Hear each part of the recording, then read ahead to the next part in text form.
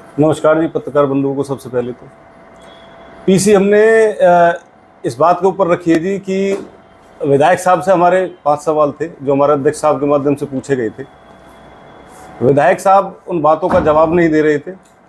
इस वजह से हमने आम आदमी पार्टी ने तय किया है कि कल 25 तारीख को इनके गौरवशाली कोई रैली हो रही है गदपुरी में, वहाँ जाके हम ये सवाल पूछेंगे। खट्टर साहब से भी पूछेंगे और एमपी साहब से भी पूछेंगे। तो 5 सवाल हैं जो एक तो भाजपा के कार्यकाल में पलवल से 1000 से ज़्यादा महिलाएं गायब हुई हैं 18 से 35 साल के बीच की उम्र की, उसका कोई जवाब नहीं है इनके पास में। दूसरा, बैसलात क्षेत्र की जो रीढ़ है, वो जो रेलवे ओवर ब्रिज है, रसुलपुर रेलवे ओवर ब्रिज, वो 5 डेडलाइन और 5 साल और 6 डेडलाइन के बाद भी पूरा नहीं हुआ।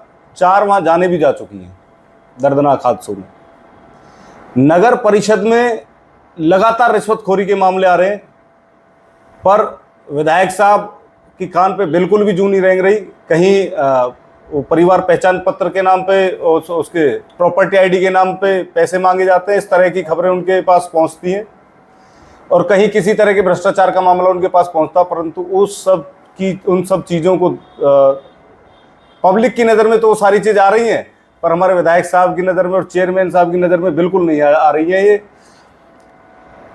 चौथा हमारा उनसे प्रश्न है कि गैर मान्यता प्राप्त स्कूलों में कार्रवाई करने की बजाय सरकारी स्कूलों को में जगह होने के बाद भी वहाँ टीचर नियुक्त नहीं किए जा रहे हैं, उसके पीछे सरकार की क्या मंशा है।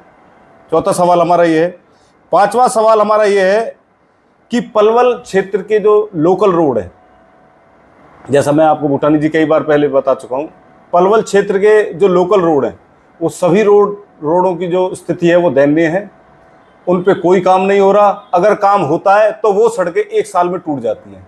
उस भ्रष्टाचार का पैसा किसकी जेब में जा रहा है, इस बात का जवाब हमें विधायक साहब दें। तो ये 5 सवाल हमारे हैं जो हम उनसे पूछ चुके हैं विधायक साहब से।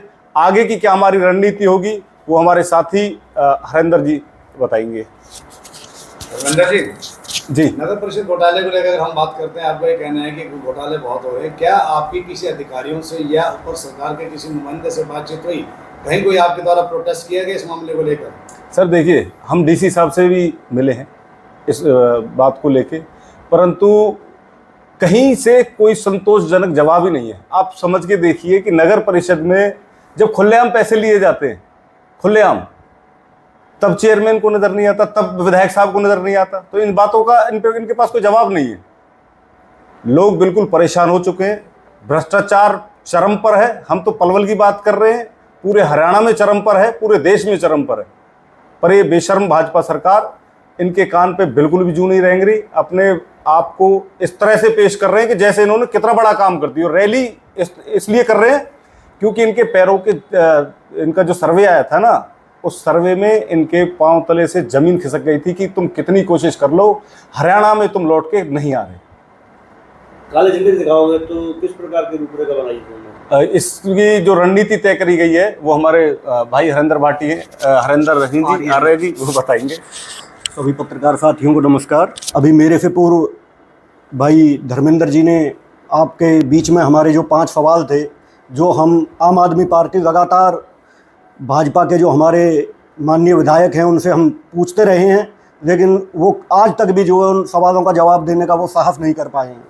तो अब कल भाजपा की जो एक रैली गदपुरी में होनी है, और वहाँ हमारे हरियाणा के माननीय मुख्यमंत्री जी और हमारे फरीदाबाद से माननीय सांसद श्री कृष्णपाल गुर्जर जी वहाँ आ रहे हैं।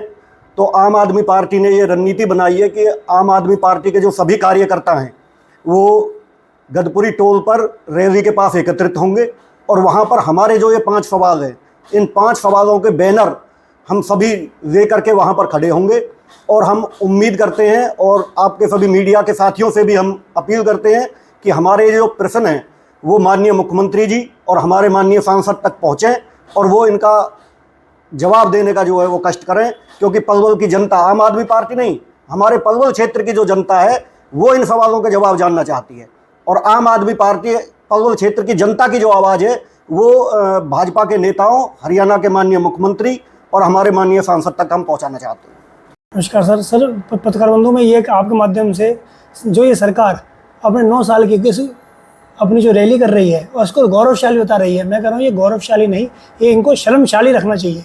क्योंकि जिस टोल टैक्स पे ये कभी जजियागर कहते थे, आज उसी टोल टैक्स पे एक नया टोल टैक्स लगाकर वहाँ पर उस पर ये अपनी यात्रा, अपनी रैलियाँ कर रहे हैं और जनता को गुमराह करने की कोशिश कर रहे हैं। तो मेरा कहना तो सिर्फ ये है कि जजियागर पर ये गौरवशाली नहीं, शर्मशाली इनकी रैली है। आपके साथियों का कहना है कि काले झंडे दिखाकर इस चीज का विरोध किया जाएगा। बिल्कुल सर, भारी सुरक्षा का इंतजाम होगा, वहां आपको पहुंचने नहीं दिया जाएगा। कहीं ऐसा ना हो कि सरकार कहीं अपने शिकंजे में लेके आप लोगों को मुकदमा दर्ज करा दें। सर मुकदमे की तो चिंता हमने कभी करी नहीं, लेकिन जनता के हित के लिए जो भी सवाल, जो जायज़ सवाल है, हमारी जो जायज़ मांगे हैं, उनके लिए हम हमेशा खड़े रहे हैं और खड़े रहेंगे। चाहे मुकदमे होते हैं, पहले भी हुए हैं और होते रहेंगे, मुकदमे की चिंता नहीं करते। क्या मान के चलें कल आप लोगों की कितनी संख्या में वहां उपस्थित होंगे सभी कार्यकर्ता? सर संख्याओं की नहीं कह सकते, संख्या जो है मायने नहीं रखती, मायने रखती है कि हमारे सवाल इस बहरी गूंगी सरकार तक पहुंचना, वो हमारी मांगे हैं और उन मांगों को लेकर हमारे कार्यकर्ता ज़्यादा से ज़्यादा संख्या में पहुंचेंगे। तो लगता है, उम्मीद है कि आपको जवाब मिल जाएगा। सर हमारा काम तो सवाल है, हम तो सवाल पूछें, हमारा काम सवाल पूछने का, जवाब दे, ये जवाब देना उनका सरकार का काम है। अब देखते हैं सरकार देती कि नहीं देती, हम अपना काम करते हैं। नीचे जो आप देख रहे हैं यूट्यूब चैनल, इसको आप लाइक करें, सब्सक्राइब करें, कमेंट बॉक्स में जाकर एक प्रतिक्रिया अवश्य दें और इस लिंक को ज़्यादा से ज़्यादा शेयर भी कर दीजिए, क्योंकि वोकल फॉर लोकल के लिए आपका इतना सहयोग हमें ज़रूरी है। धन्यवाद। जय हिंद, जय भारत।